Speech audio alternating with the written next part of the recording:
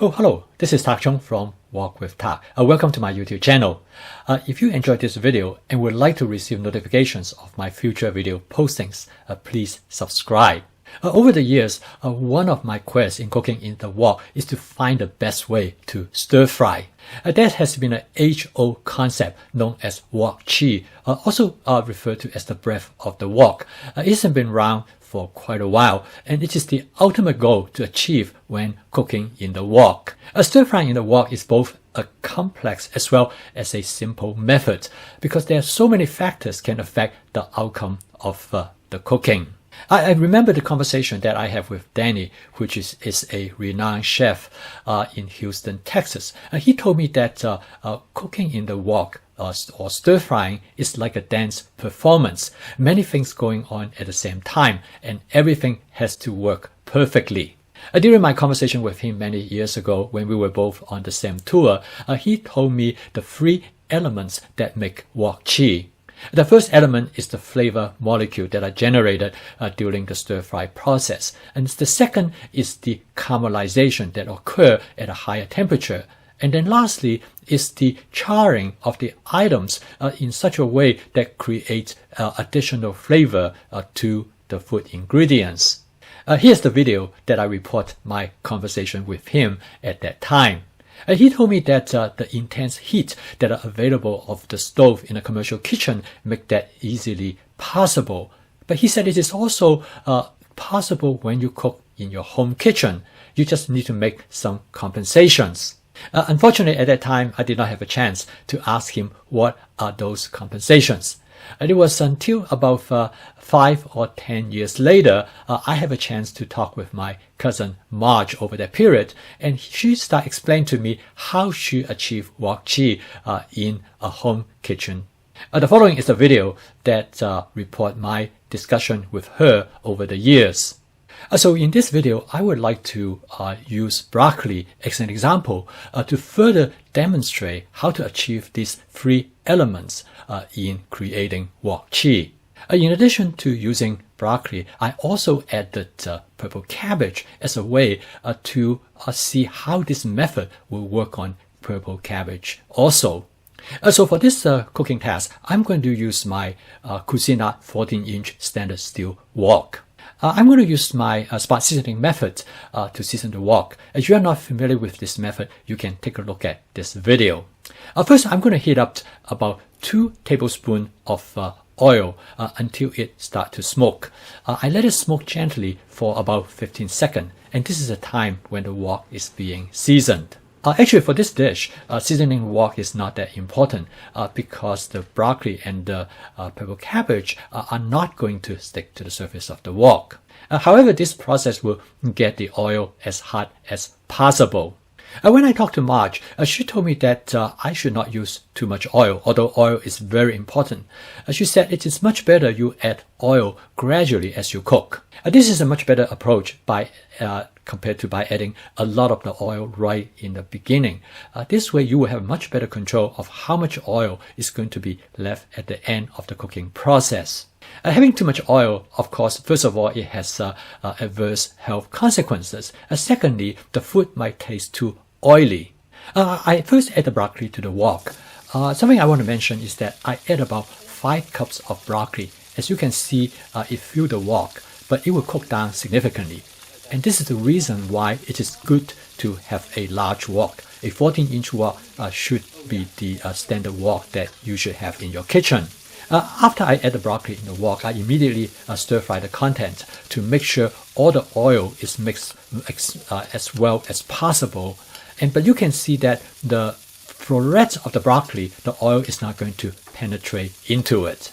Partly because there's simply just not enough oil in the wok. So the thing to do is to add more oil. Now, I put my oil in a squeeze bottle, and that's a great advantage because you can dispense your oil more precisely. As I continue to stir fry the broccoli, you can tell now the floret start to become infiltrated by the oil. At this point, it is important to stir fry the content rapidly because you want the oil to reach a temperature between 300 to 400 degrees, because this is the temperature where the Maillard reaction occurs and to generate flavor molecule on the surface of the food. Next, I add the purple cabbage. I hold off in adding the purple cabbage because I want the broccoli to cook a little bit longer than the purple cabbage. I cut the purple cabbage into relatively small size so they will cook rapidly. At this point, you can see that the floret of the broccoli start to cook down. It takes on this velvety appearance. This is an excellent indication to demonstrate that the flavor molecule are being generated because by constantly stir frying, you are bringing the oil temperature above 300 degrees Fahrenheit. At this point, I noticed that the purple cabbage is not fully coated with oil. So I use my oil squeeze bottle. Again, I squeeze a little bit more oil directly onto the purple cabbage. I try to just add enough oil to cover items in the wok because I do not want the food to taste too oily. As Marge told me repeatedly that it is important at the end of the cooking process, I should have almost no oil left at the bottom of the wok. At this point, I did a quick testing of the texture of the ingredients. What I want to do is that I want the floret of the broccoli to be relatively soft, whereas the stem of the broccoli I wanted to retain is crunchiness. Most people will agree with me. It is the contrast in texture between the soft floret and the crunchiness of the stem of the broccoli that make them so attractive. The last step is for me to add my basic seasoning mix. You can take a look at this video on the components that is in this seasoning mix. My seasoning mix, I designed it in such a way that it is going to enhance the natural flavor of the ingredients rather than overwhelming them. By adjusting the amount of that seasoning mix that I'm going to add, I can control the flavor of the vegetable precisely. After a few quick stir, the dish is done and the total cook time is about 4 minutes. I then transfer the contents from the wok to a serving plate. I did a taste test. I must admit the flavor is exceptional. It has all the 3 elements that Danny told me about what wok hei should be. The flavor is exquisite, coming from the Maillard reaction. The caramelization and the charring of the ingredients are slightly apparent, as you can see on the surface of the ingredients. The broccoli is not burned at all, but it's just enough to give it that extra flavor and texture. After trying this wok hei cooking process in a home kitchen, I realized that one need to make different compensation for different types of food ingredients. However, I believe that once you understand the general process, again, this is like a template, very quickly you will be able to apply it to all other type of cooking situations.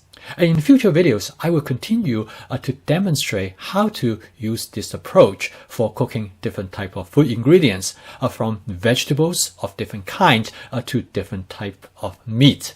My wife told me that since I have applied this method in my cooking, it really have upped my level of cooking to a different scale. From her, it's a great compliment because she's quite critical of my cooking. But she told me that now my cooking almost approach to the cooking quality of a top restaurant. Well, I told her that I'm still not going to charge you, but maybe you should leave me some tips. Thank you for watching. If you find this information useful to you, please click the like icon below because this will help me to broaden my audience base. I'm posting my video on a regular basis, usually one every day. If you'd like to receive notifications of my future video postings, please subscribe to my YouTube channel. I'll see you next time.